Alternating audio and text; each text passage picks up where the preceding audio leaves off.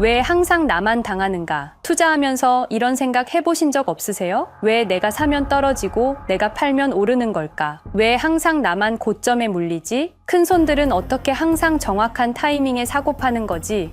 리플 투자자라면 이 느낌 더 강하게 느끼셨을 겁니다. 2020년 12월 22일, 당신은 차트를 보면서 생각했겠죠. 조금 더 오르면 익절해야지. SEC 소송, 시간이 좀 걸리겠지. 천천히 지켜보자. 그날 밤 9시 30분 SEC 기소 발표. 당신은 이미 패닉 상태. 팔아야 하나, 홀드해야 하나 고민하는 사이 가격은 반토막. 결국 손절했거나 아니면 지금까지 물려 계시거나. 그런데 말이죠. 그날 밤 누군가는 달랐습니다. 누군가는 기소 발표 30분 전에 이미 다 팔았습니다. 누군가는 폭락 직후 정확히 바닥에서 주워 담았습니다. 코인은 역시 운빨이야. 정말 그럴까요? 한두 번도 아니고 같은 패턴이 계속 반복됩니다. 2018년 이더리움은 증권이 아니다. 판결. 당신이 소식을 듣기도 전에 이미 누군가는 매수가 끝났습니다. 2020년 리플 기소. 당신이 알기도 전에 이미 누군가 매도를 완료했습니다. 2025년 트럼프 정부는 암호화폐 친화 정책을 펼칩니다. 이때 당신은 뉴스 보고 매수를 시도하지만 이미 가격은 2배입니다.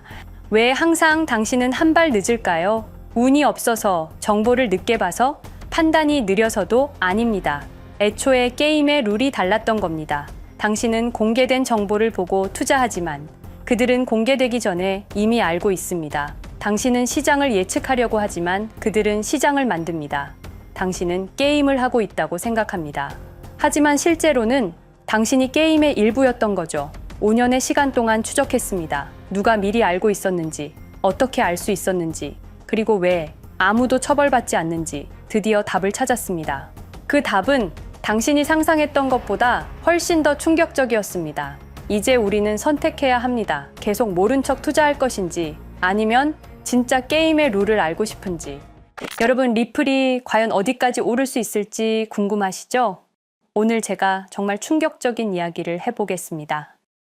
2020년 12월 22일 밤, 그날을 기억하십니까? XRP가 단 하루 만에 63% 폭락했습니다. 어떤 이들은 수천만 원의 자산이 증발했고 어떤 이들은 하루아침에 수억을 잃었습니다. 처음엔 시장이 미친 거라고 생각했습니다. 변동성이라고, 조정이라고 그렇게 믿었습니다. 하지만 이 사건을 5년간 추적한 결과 이건 어떤 이들의 치밀한 계획이었습니다. 리플 가격은 4년간 철저하게 짓눌려 있었습니다. 그리고 더 충격적인 건 2025년 8월 그 암살자가 다시 나타났다는 겁니다. 이번엔 더 큰 칼을 들고 더 강한 권력을 쥐고 더 야심찬 계획을 가지고 지금부터 제가 5년간 추적한 절대 공개되면 안 될 이야기를 시작하겠습니다. 먼저 타임라인부터 보시죠. 천천히 따라오십시오. 2020년 12월 22일 오후 9시 30분 SEC 의장 제이 클레이튼이 XRP 기소를 전격 발표합니다. 그의 임기 종료까지 남은 시간 단 12시간. 12월 23일 오전 9시 클레이튼 SEC 의장직에서 사임합니다. 여기까지는 그럴 수 있다고 칩시다. 임기 끝나고 퇴임하는 거 이상할 건 없죠. 그런데 12월 24일 크리스마스 이브 아침입니다. 퇴임한 지 단 하루 만에 클레이튼이 새 직장으로 옮겨갑니다. 월리버 에셋 매니지먼트 자문으로. 잠깐만요. 이 회사가 뭘 하는 곳인지 아십니까? 비트코인과 이더리움에 8천억 원을 투자한 회사, 그러니까 리플과 직접적인 경쟁을 하는 회사에 베팅을 한 겁니다. 다시 한번 정리하겠습니다. XRP를 기소하고 다음날 사임하고 그 다음날 리플의 경쟁사에 투자하는 회사로 갔습니다. 이게 정상입니까? 윤리적으로 문제는 없습니까? 법적으로 괜찮은 겁니까? 하지만 진짜 소름 끼치는 건 이제부터입니다. 블록체인은 모든 걸 기록합니다. 그리고 그 기록을 추적해보니 기소 발표 18시간 전인 12월 22일 새벽 3시 누군가 움직이기 시작했습니다. 대량의 XRP가 조심스럽게 하지만 확실하게 매도되기 시작합니다. 뉴스가 나오기 전, 세상이 알기 전, 폭락이 시작되기 전 누군가는 이미 알고 있었습니다.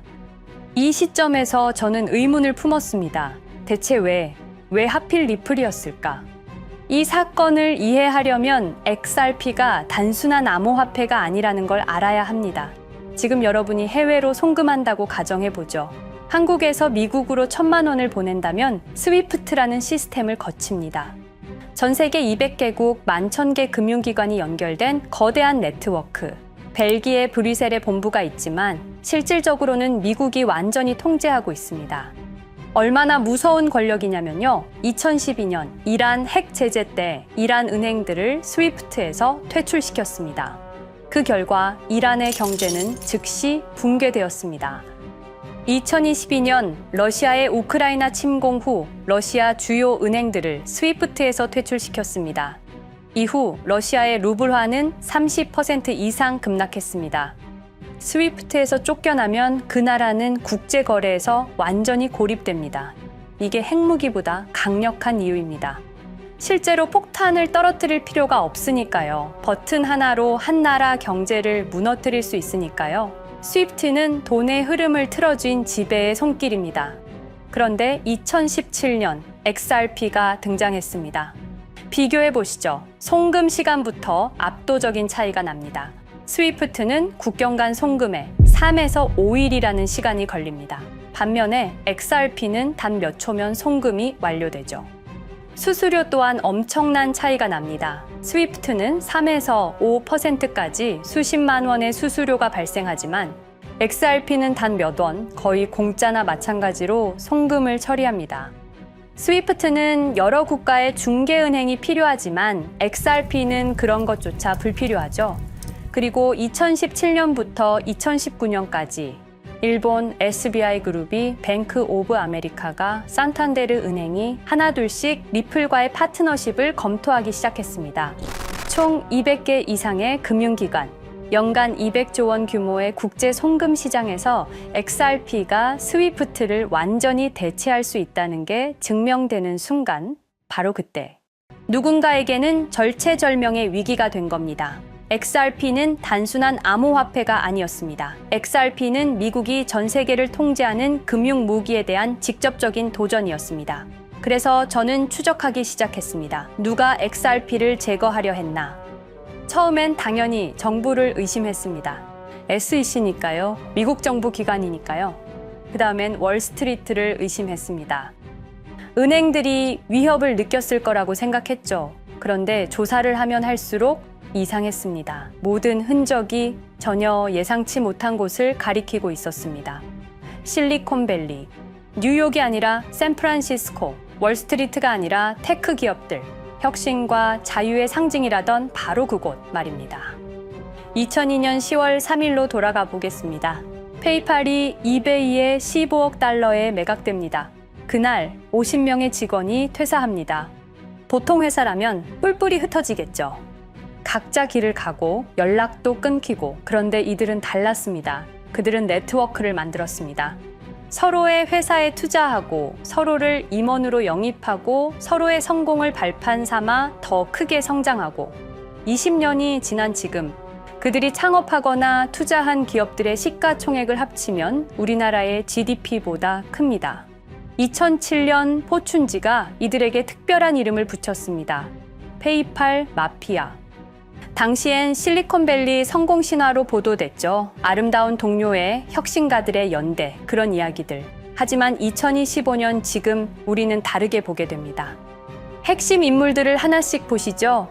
피터 틸, 1998년 페이팔 공동 창업, 2002년 억만장자 등극, 2003년 그는 새로운 게임을 시작합니다.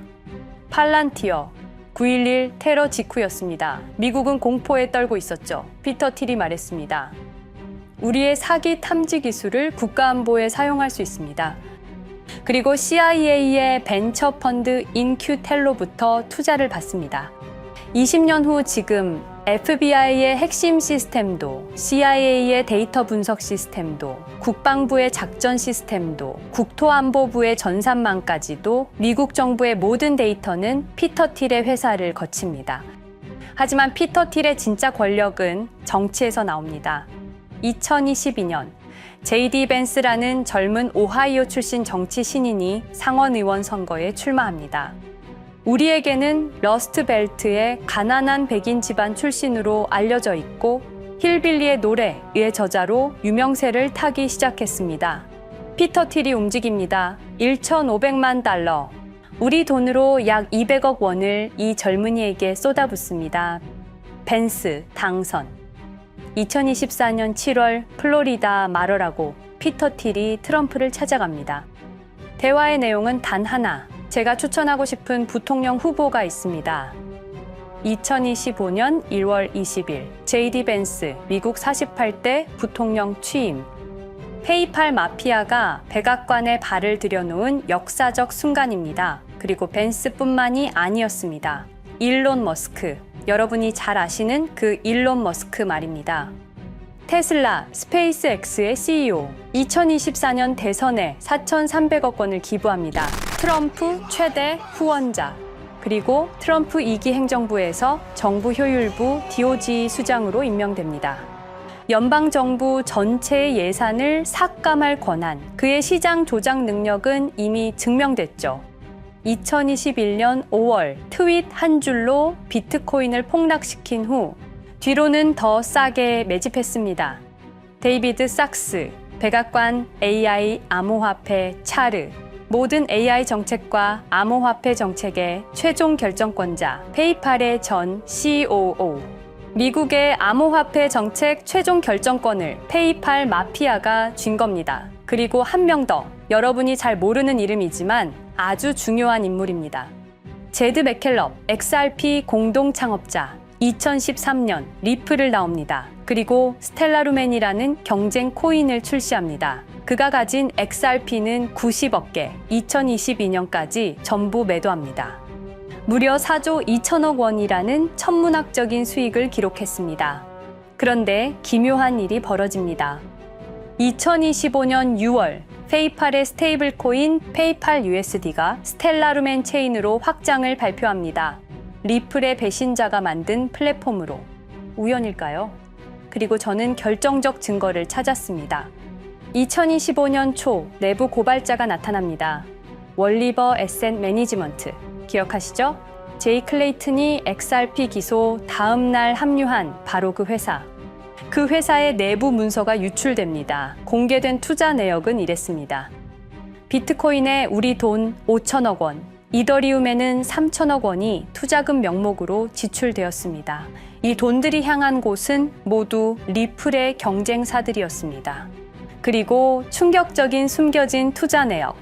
스텔라루멘에는 700억 원을, 팔란티어의 주식에 1조 6천억 원, 금액이 비공개된 투자금은 페이팔의 페이팔 USD로 향했습니다.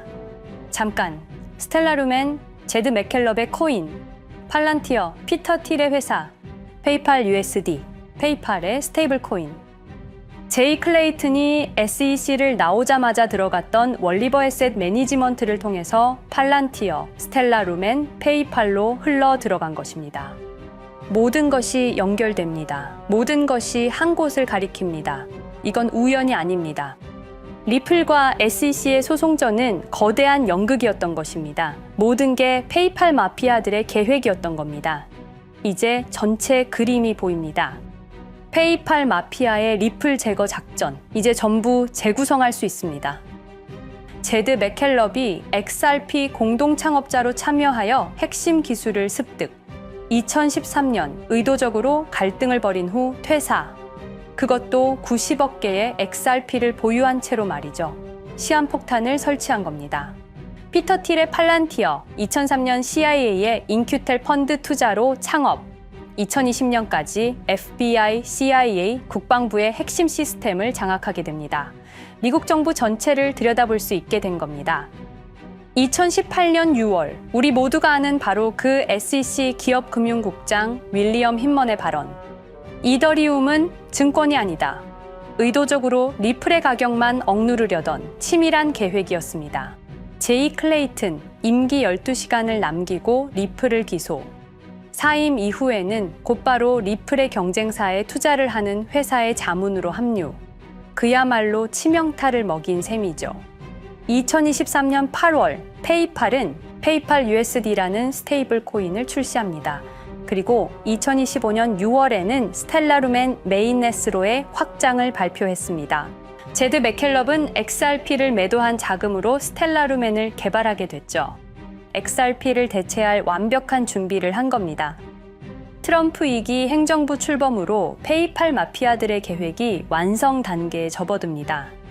JD 벤스는 부통령으로, 일론 머스크는 정부 효율부 수장으로, 데이비드 sak스는 AI 암호화폐 총책임자로, 피터 틸은 트럼프 인수위의 공동의장 자리에 오릅니다. 페이스북의 모회사인 메타의 로비 비용을 보면 확실히 알 수 있습니다. 2024년 로비 비용으로 역대 최고 금액인 약 2,400억 달러를 지출했습니다. 로비스트 수도 2016년에는 31명에 불과했지만 2024년에는 의원 8명당 1명 꼴인 65명으로 늘어났죠. 정치 권력을 장악하기 위한 그들의 야욕이 그대로 드러나는 부분입니다. 데이비드 sak스, 백악관 입성 후 단 2주 만에 리플이 수년간 워싱턴에 배치한 로비스트들을 전원 축출했습니다. 겉보기에는 이해관계 충돌이라는 명분을 내세웠지만 실제로는 경쟁 세력을 제거하려는 목적이었습니다. 리플의 스피커 역할을 할 마지막 정치적 통로마저 차단이 된 겁니다. 완벽한 계획이었습니다. 그런데 SEC와 리플의 소송전에서 그들이 예상치 못한 일이 벌어집니다. 2023년 7월 아날리사 토레스 판사의 판결. XRP 자체는 증권이 아니다.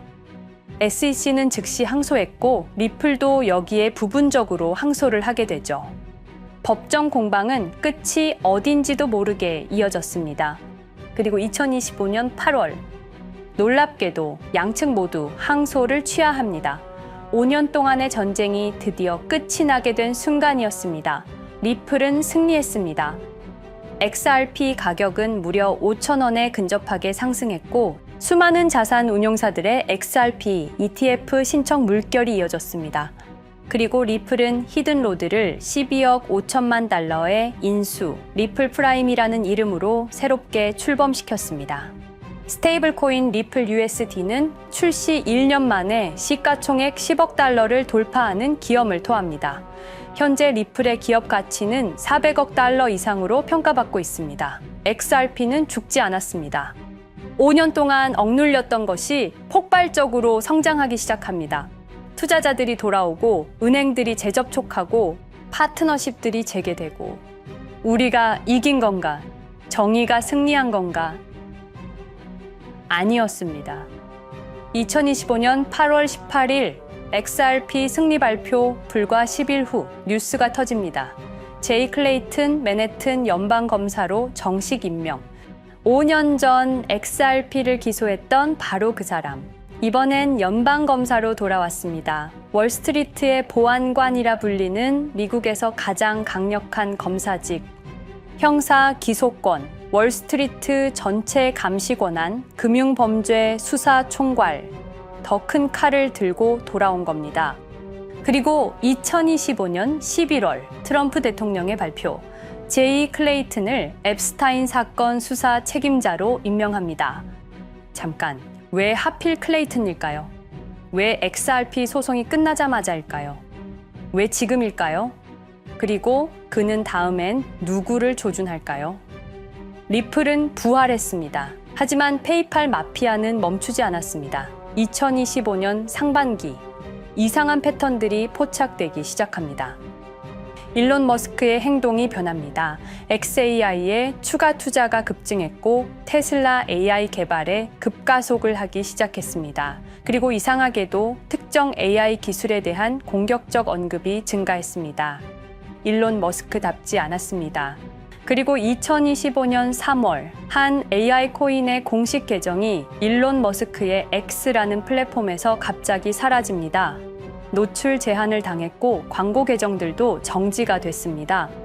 특정 코인에 관련한 영상들이 전부 삭제되었습니다. 왜일까요? 이 코인에는 특징이 있습니다. 진짜 AGI 구현 가능한 탈중앙화, AI 네트워크로 평가받고 있는데 초당 수십억 단위의 연산 처리가 가능한 정도입니다. 수백만 개의 노드가 연결된 분산 뉴럴 네트워크. 이건 테슬라도 구현하지 못했습니다. 메타도 구현하지 못했습니다. 중앙화 시스템인 오픈 AI가 꿈도 꿀 수 없는 것입니다. 이 코인만이 유일하게 성공했습니다. 그런데 시가총액은 테슬라의 500분의 1 수준에 머물고 있습니다. 질문 드리겠습니다.